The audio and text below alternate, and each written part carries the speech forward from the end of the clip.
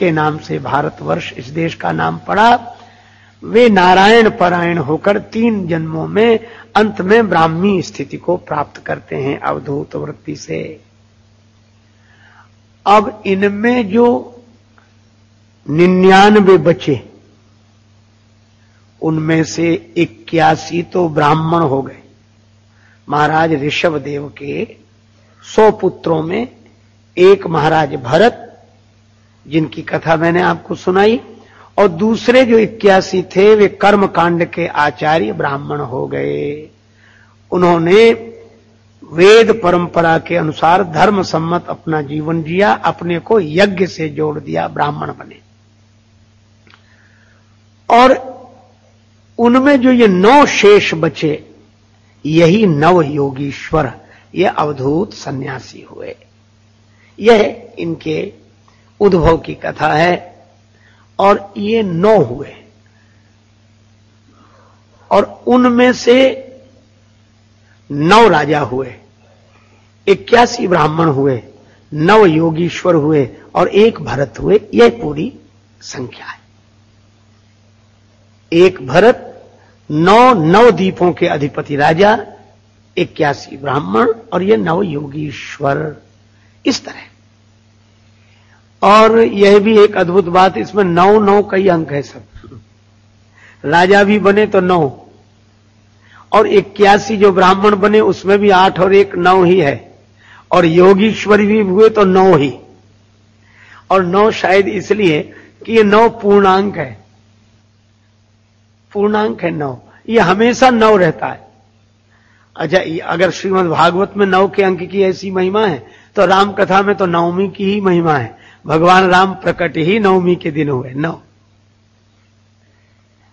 और अपने यहां शायद 9 का अंक ब्रह्म का वाचक माना गया है, इसलिए नवधा भक्ति, भक्ति भी 9। और श्रीमद् भागवत में भी जो भक्ति है वह भी नवधा भक्ति। श्रवणम कीर्तनम विष्णु स्मरणम पाद सेवनम अर्चनम वंदनम दास्यम सख्यम आत्मनिवेदनम। क्योंकि 9 का अर्थ ही है 9, जो नित्य नूतन रहे, नया ही रहे, कभी पुराना ही ना पड़े, यह पूर्णांक है। अच्छा, 9 में चाहे पढ़कर अगर हम लोग विचार करके देखें, ये 9 ही रहता है। जब गणित के ढंग से पहाड़े पढ़ाए जाते हैं, उसमें 9 का जो पहाड़ा आता है, यह एकमात्र ऐसा है कि जिसके हर संख्या का अंक 9 है। 9 एकम 9, 9 दूने 18, तो 8 1 9, 9 3 27, तो 7 2 9, 9 चौको 36, तो 6 3 9, 9 5 45, तो 5 4 9, 9 6 54, तो 4 5 9, 9 7 63, तो 6 3 9, और 9 8 72, तो 7 2 9, 9 9 81, तो 1 8 9, और 9 10 90 रहेगा 9। और किसी पहाड़े में ऐसा नहीं होगा, ये 9 का अंक। इसीलिए तुलसीदास जी ने 9 के अंक की महिमा कही। तुलसी प्रीत रघुवीर सो, क्यों नहीं करत निसंक, घटे न बढ़े रहे एक रस, जैसे 9 को अंक। ऐसे जैसे 9 का अंक न घटता है न बढ़ता है, एक रस रहता है। इसका अर्थ है कि राजा भी बने तो 9, ब्राह्मण भी बने 81, तो 8 1 9, और योगीश्वर भी बने तो 9। इसका अर्थ अब 3 हुए। ये राजा बनने वाले 9, ब्राह्मण भी 9, और यह ज्ञानी। कितना बढ़िया संकेत है कि हमारा आपका जीवन चाहे तो व्यवहारिक कर्म के अंतर्गत हो और चाहे धर्म के अंतर्गत हो, यज्ञ इत्यादि से जुड़ा हुआ, और चाहे उस अवधूत वृत्ति में परमात्मा के भाव से जुड़ा हो। अगर हम ज्ञानी हैं या व्यवहार में कर्मशील हैं या यज्ञ इत्यादि में निरत हैं, पर हमारा कर्म, हमारा यज्ञ, हमारा ज्ञान यदि भगवान से जुड़ा है तो पूर्ण ही है, और पूर्णांक 9 है। इसीलिए इनकी 9 की संख्या से यह संकेत किया गया कि कर्म भी परमात्मा की प्राप्ति कराता है, ज्ञान भी परमात्मा की प्राप्ति कराता है, और धर्म भी परमात्मा की प्राप्ति कराता है। और यह जो 9 योगीश्वर हुए, इनके नाम एक नाम से बड़े सुंदर नाम है, कवि, हरि, अंतरिक्ष, ये नाम है इनके।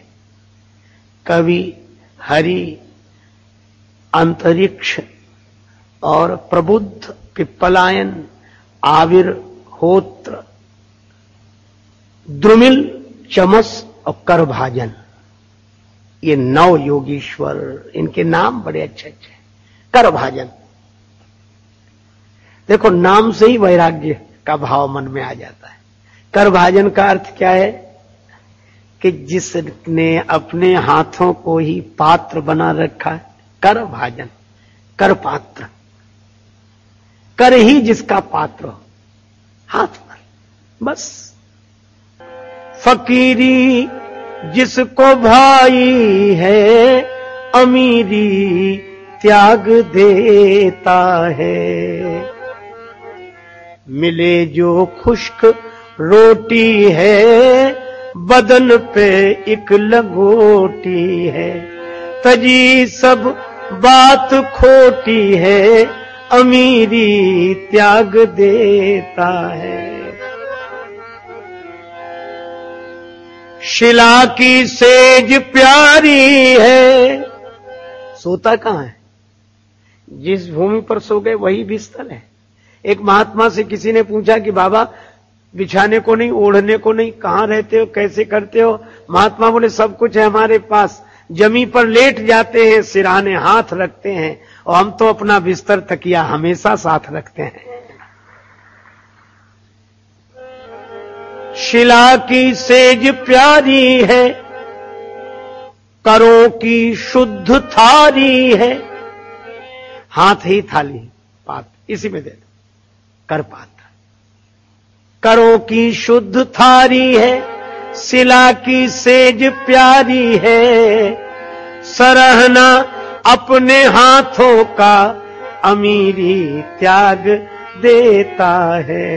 फकीरी जिसको भाई है, अमीरी त्याग देता है। अत्यंत अपरिग्रही। इन 9 योगीश्वरों का वर्णन करते हुए श्रीमद् भागवत में कहा गया कि दिशाएं ही इनके वस्त्र हैं। दिगंबर विचरेद असंगः, असंग भाव से विचरण करते हैं। इनकी कहीं कोई संग माने आसक्ति नहीं है, बिल्कुल सहज सहज। अच्छा, सहज कैसा? जैसे आपने देखा होगा कि सूखा पत्ता वृक्ष से नीचे गिर जाए, उसकी अपनी कोई इच्छा नहीं, हवा जिधर ले जाए, उड़ा दे तो उड़ गया, नीचे गिरा दे तो गिर गया। सूखा पत्ता ज्यों फिरे, वायु के संबंध और देह क्रिया प्रारब्ध से मुझे न लागे बंध। यह करपात्र, करभाजन, इनके नामों में अर्थ छिपे हैं ऐसी। अच्छा, त्याग ही नहीं, वैराग्य। त्याग है पर त्याग का अभिमान नहीं है। अच्छा, ये 9 इकट्ठे रहते हैं, 9 के 9 इकट्ठे रहते हैं, साथ साथ घूमते हैं। वैसे बहुत मुश्किल है।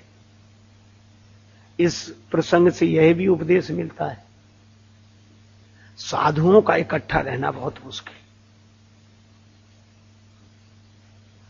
अच्छे लोगों के साथ सबसे बड़ी समस्या यही है कि उनमें संगठन नहीं होता, और बुरे लोगों के साथ सबसे बड़ी अच्छाई यही है कि वे इकट्ठे रहते हैं।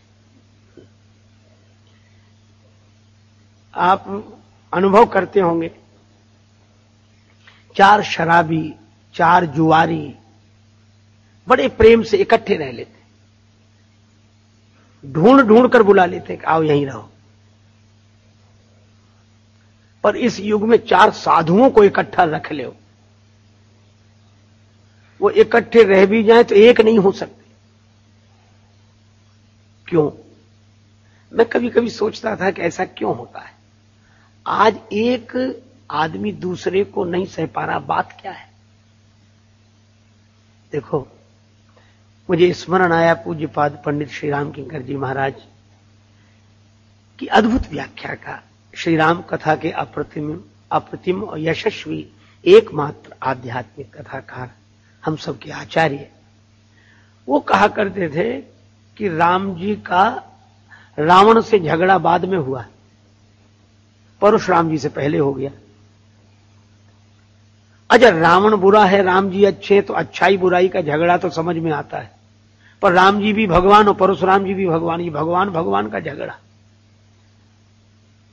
अच्छा, और देखा जाए तो दोनों ही राम, परशुराम जी का नाम भी राम है और राम जी का नाम भी राम है, पर परशुराम जी ने जो परशु पकड़ लिया तो परशुराम हो गए, और नाम रखने की यही शैली होती तो राम जी भी कह सकते थे कि तुम परशुराम तो हम धनुषराम, हमारे पास धनुष है। अच्छा, और तुलसीदास जी ने उपमा भी दोनों को एक ही दी, आयु रघुकुल, आयु भृगुकुल कमल पतंगा। परशुराम जी भी सूर्य हैं और राम जी भी उदित उदयगिरी मंच पर रघुवर बाल पतंग, राम जी भी सूर्य हैं। ये सूर्य का झगड़ा, दोनों प्रकाश देने वाले हैं, तो दोनों प्रकाश देने वालों के बीच में झगड़ा क्यों? और कितनी अच्छी बात है, साधु तो जगत को प्रकाश देने वाले हैं, ज्ञान का प्रकाश देने वाले, विद्वान तो प्रकाश देने वाले हैं, फिर ये विद्वानों में झगड़ा क्यों? केवल इस बात का कि परशुराम जी ने यही कहा राम जी से, या तो हमसे झगड़ा करके युद्ध करो और हमें संतुष्ट करो, नहीं तो आज से राम कहलाना बंद कर दो। करी परतोष मोर संग्रामा नाही तो छाड़ कहा वो रामा। राम जी को मन में हंसी लगी कि सारा झगड़ा नाम का ही निकला। और इससे अर्थ क्या निकला कि तब अच्छे लोग इकट्ठे नहीं रह पाते हैं, कब? जब एक प्रकाश देने वाला दूसरे प्रकाश देने वाले को सहन नहीं कर पाता है, एक अच्छा काम करने वाला दूसरा अच्छा काम करने वाले को सह नहीं पाता है, यही विडंबना है। यह महाराज श्री राम किंकर जी महाराज का भाव है।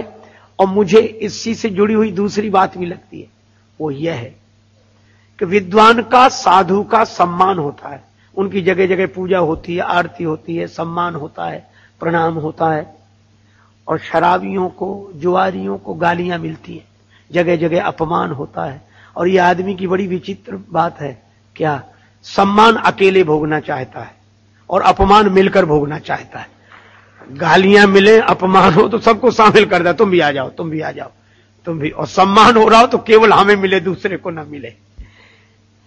तो इसका अर्थ है कि जहां सम्मान की भावना होगी, जहां कुछ पाने की कल्पना होगी, जहां राग का भाव होगा, वहां निश्चित रूप से इकट्ठे नहीं रह सकेंगे, और इकट्ठे तन से हो भी गए तो मन से एक तो हो ही नहीं सकेंगे। लेकिन यह कथा संदेश देती है कि अगर हम साधु हैं तो नव योगीश्वर जब इकट्ठे रह सकते हैं और सदा साथ साथ रहते हैं, तो क्या हम चार इकट्ठे एक होकर नहीं रह सकते हैं? लेकिन क्यों? क्योंकि उन महात्माओं के मन में कोई राग नहीं है, वे वीतराग पुरुष हैं, नव योगीश्वर, नव की संख्या पूर्णांक, परमात्मा भाव से भरे हैं, कोई कामना नहीं है, वे निंदा स्तुति में समान रहने वाले हैं, किसी की कोई कामना नहीं है, सममान निरादर आदर ही, सब संत सुखी विचरंत मही। और इसी को श्रीमद् भागवतकार कहते हैं कि उनकी अव्याहत गति है, जब इच्छा करें वहां पहुंच जाएं। ऐसी गति होने के बाद भी वे परमात्मा की इच्छा से विचरण करते हैं, लेकिन उनका कहीं कोई राग नहीं है। विचरेद असंगः, अगर हमारा मन पवित्र होगा, हमारे मन में कोई राग नहीं होगा, तो हम आराम से साथ साथ रह सकते हैं, एक होकर रह सकते हैं। यह अच्छा, दूसरा एक लाभ और भी है। यह लोग करते क्या है? संत हैं, इनका एक ही काम है, भगवत चर्चा के अलावा दूसरी कोई बात नहीं। संत लक्षणों में रामचरितमानस में भी बताया गया, गावई सुनहि सदा मम लीला। जो सदा, यदा कदा नहीं, सदा भगवान के गुण गाएं, सदा भगवान की चर्चा करें, उनके निराकार स्वरूप की चर्चा करें, उनके सगुण साकार स्वरूप की चर्चा करें, भक्ति ज्ञान वैराग्य की चर्चा करें। यही तो महात्माओं का काम है, यही करते हैं, और कोई चर्चा ही नहीं। जैसे तुलसीदास जी ने लिखा है, श्रवणन और कथा नहीं सुनी हो, रसना और न गई हो, रोकियो नयन बिलोकत और रही, शीस ईस ही नहीं हो, जानकी जीवन की बलि जई हो। चित कह राम सिय पद परिहरे, अब न कहूं चली जई हो, श्री जानकी जीवन की बलि जई हो। तुलसीदास जी कहते हैं मेरा मन ऐसा हो गया है और कहीं जाने का मन नहीं होता, बस सुनूंगा तो भगवान को सुनूंगा, कहूंगा तो भगवान के बारे में कहूंगा, सिर झुकाऊंगा तो भगवान को ही झुकाऊंगा। और भगवान को झुकाने का अर्थ, भगवान को सिर झुकाने का अर्थ सब में भगवान है, ऐसा जिसका दृढ़ भाव है उसके लिए तो सभी प्रणम में है। करो प्रणाम जोरी जुग पानी। एक महात्मा बैठे थे अपनी मस्ती में, किसी ने कहा बाबा क्या कर रहे हो? बोले भजन कर रहे हैं। कहा कि भजन कैसे कर रहे हो, माला तो हाथ में है नहीं। महात्मा बोले हमारी माला हाथ में नहीं चलती, आंख में चलती। आंख में कौन सी माला चलती है? तो उन्होंने बड़ी अच्छी बात कही। उन्होंने कहा कि जो भी दिखाई दे रहा है इस दुनिया में, जगत में जो भी दिखता है वे मेरी माला के मन के हैं। जगत में जो भी दिखते हैं वे मेरी माला के मन के हैं। नजर में फिरते रहते हैं, इबादत होती रहती है। जो भी दिखाई देता है यह मेरी माला के मन के हैं। तो आपने इनको मन का कैसे मान लिया? तो बोले तुमने जाने क्या क्या मान लिया है इन्हें, तो हमने अगर भगवान की माला का मन का ही मान लिया तो क्या हर्ज है। तो यह भगवान का। अब ये 9 इसलिए इकट्ठे रहते हैं तो भाई अगर कोई न मिले। एक बार एक महात्मा के साथ मुझे भ्रमण करने का अवसर मिला, तो बड़े विचित्र महात्मा थे। पुरानी गाड़ी थी उनकी बड़ी। तो मैंने कहा कि महाराज मैं भी चलूं आपके साथ? बोला हाँ चलो, रेल का टिकट कैंसिल करो, हमारे साथ बैठो चलो। बड़े प्रेम से उन्होंने आग्रह पूर्वक कहा, आज्ञा देकर। तो हमने कहा, मन में सोचा कि बड़ी उदारता है हमारे प्रति। लेकिन रास्ते में जो भी मिले, जो दिखाई दे तो गाड़ी रुकवा दें। अब बड़ी तो थी ही गाड़ी, तो भैया चलना, बैठ जाओ बैठ जाओ। तो हमने उनसे कहा, हमने महाराज आप तो बड़े उदार हैं, बड़े कृपालु हैं, लोग गाड़ी रुकवाते हैं कि भैया हमें बिठा लो, आप गाड़ी अपनी ओर से रोक कर लोगों को बिठाते हो और हमें भी बिठा लाए और लोगों को बिठा रहे हो। तो हंसकर बोले दया की बात नहीं है, उदारता की बात नहीं है। हमने कहा फिर? बोले हमारी गाड़ी हम जानते हैं बड़ी गाड़ी है ये, और सवारियां 2-3-4 हैं। ये कहीं बंद हो गई तो धक्का लगाने के लिए भी तो 10-20 आदमी चाहिए। तो हमें पता लगा कि इसलिए बिठा लाए हैं, हमें वहां से बिठा लाए।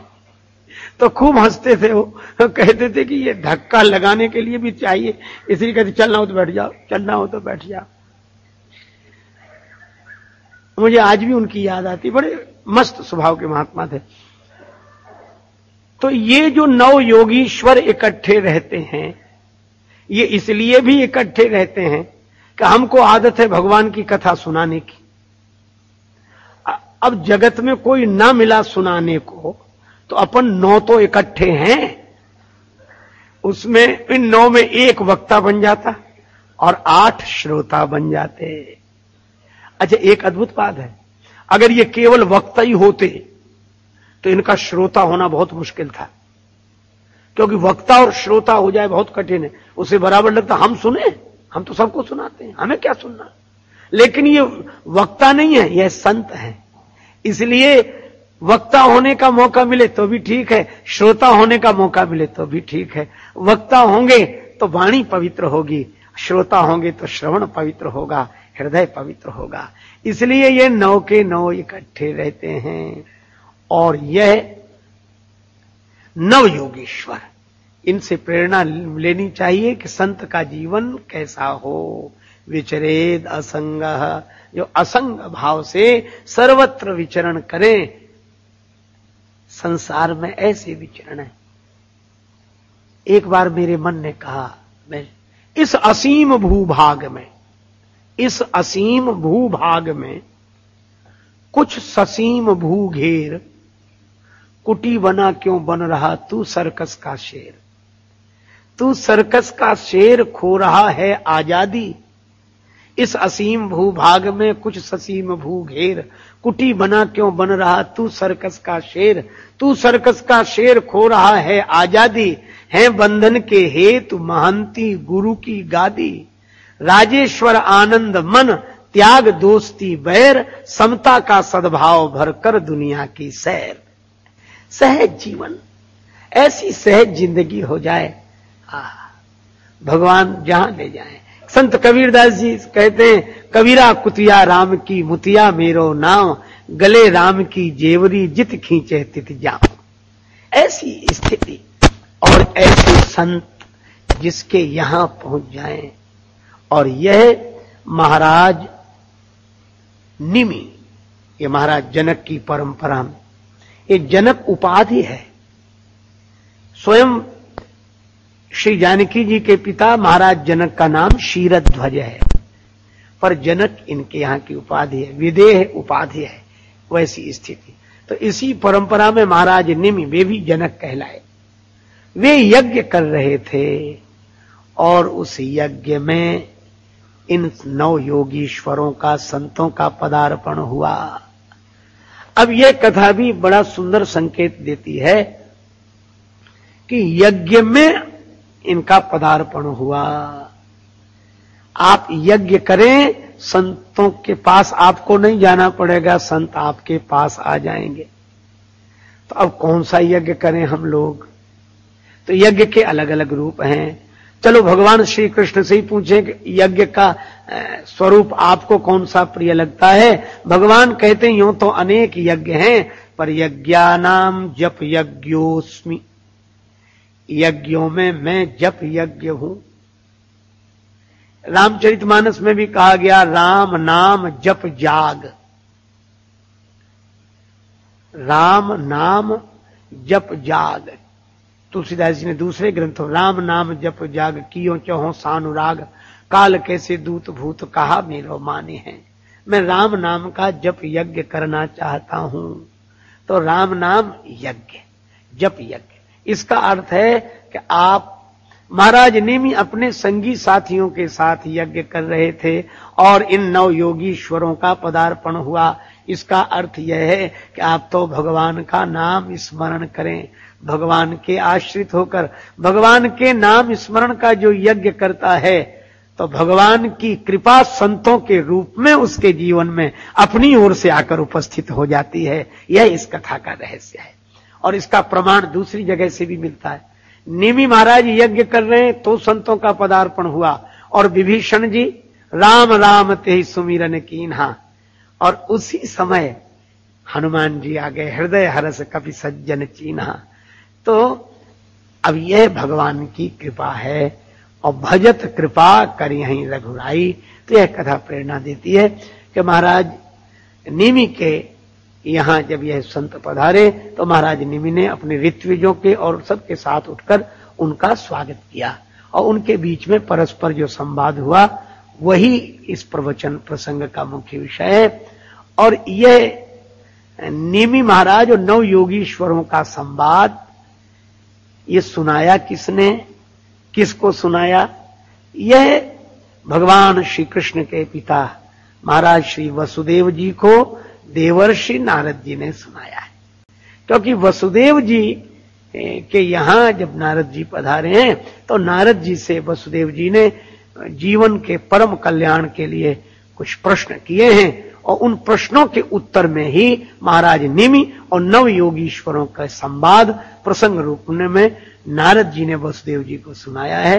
तो आप यहां भी यही भाव रखें, हम, आप तो माध्यम है, वक्ता तो माध्यम है, नारद जी ही वसुदेव जी को सुना रहे हैं, उनके माध्यम से ही हम लोग इस प्रसंग को कह रहे हैं और सुन रहे हैं और जीवन की प्रेरणा प्राप्त कर रहे हैं। इसी के साथ भक्ति पुष्पांजलि भगवत चरणारविंद में अर्पित करते हुए चर्चा को विराम।